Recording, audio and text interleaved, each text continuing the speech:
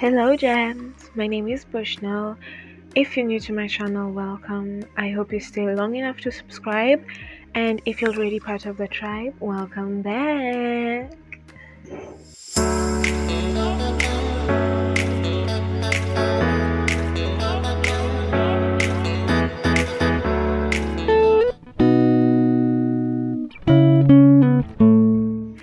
Beautiful female humans.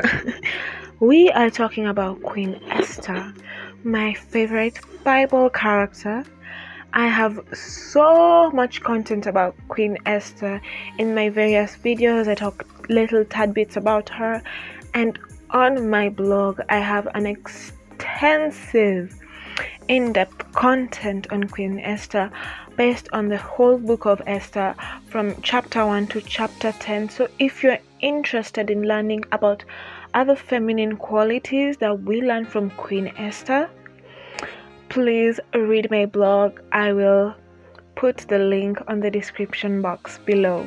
Gems, I have created a course book on feminine mental health, and it is available to you for free. The link is on the description box below so that you can get yourself a copy. The COVID pandemic has affected our mental health in one way or the other, and this course book will come in handy. So ladies, grab something to write with, be comfortable, and let's talk about this. So as usual, we're just going to do a tad bit of portion of scripture about Queen Esther, and we are going to focus on Esther chapter 2. And out of Esther chapter 2, I picked up 4 things that I want to share with you, and in these 4 things they are divided into subs, little tiny bits. I hope it doesn't take long, otherwise I'll have to do a part 2. The first point is preparation for 12 months, and we can see that in verse 12 to 14. The first 6 months were with oil of myrrh, and the other 6 months were with spices and ointment. And what did I pick from this? The first thing I picked is allow the Holy Spirit to work on you. Ladies, as a Christian, you can't change by yourself. You can't suddenly stop hating sin by yourself. It takes a supernatural power, and that power we have inside of us, and we were given freely the day we accepted Christ. And the Holy Spirit works on you. He makes you desire to become the woman that God has purposed you to be. He does it. Suddenly you just stop hating doing something that you used to do. Suddenly you stop hating doing this other thing that you used to do, and suddenly you start loving the things that God wants for you.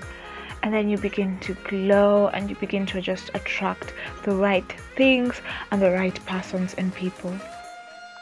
Another thing I learned from preparation is grooming and hygiene. Ladies, ask any man out there, hygiene is one of the most attractive things about a woman. You do not have to be extremely rich to achieve this, baby girl. As long as you've cut your nails, they're short and clean, you're good to go. You've bathed, your hair is neat, you've brushed your teeth, ironed your clothes, the basic things. That's very important. And again, ask any man and he will tell you how highly attractive that is. It shows you also care about yourself. So another thing I learned is preparing before venturing into anything. You have an interview, try and find out who your interviewer will be, and see what the type of person they are. Are they people who love when a person is wearing red? Do other people who talk a lot? Are they trying to find out about them? Try to prepare yourself with interview questions. Try to practice on your posture or any other thing. Prepare before venturing into anything. And the last point in this category is having the right resources to help you. When I was joining the university, I was advised that Google is my friend. And that's so true. There's so much content in the World Wide Web for you you to use at your advantage. We are living at a time where information is a lot and you can use it to your advantage. So having the internet is a good thing. And just reading books, like if you're preparing to start dating, read books, talk to a healthy couple that you admire, probably your pastor or even your parents, and just ask them about this dating experience before venturing into it. The second thing I learned we get from Esther Chapter 2 is having a mentor. I cannot stress this enough. Any point where I usually talk about mentorship, I always talk about Queen Esther and Mordecai. And we see this in verses 10-20. Esther had Mordecai guiding and counseling her. Now, ladies, do not feel bad if you're probably in an environment and can't access a mentor around you. That's why there's YouTube, there's Instagram. Get somebody you really admire. I always say Annabelle is someone I admire. She has a finishing school where she teaches elegance, and she's one of my mentors. I have a spiritual mentor, thankfully, who I physically know, and pray for a mentor. God wants you to succeed. He does. Jeremiah 29:11. He does wants you to succeed. So pray for a mentor as well, a physical mentor as well. And the second thing from this category is obedience. It's useless to have a mentor if you can't obey them. It is.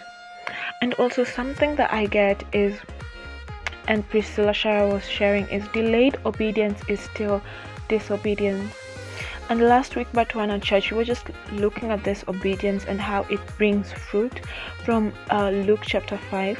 When we saw that Jesus instructed Simon Peter to go back and fish even though he had failed at fishing, and the fact that Simon Peter decided, you know what, let's do this, and he caught so much fish that he actually needed help from his colleagues to help him carry that fish.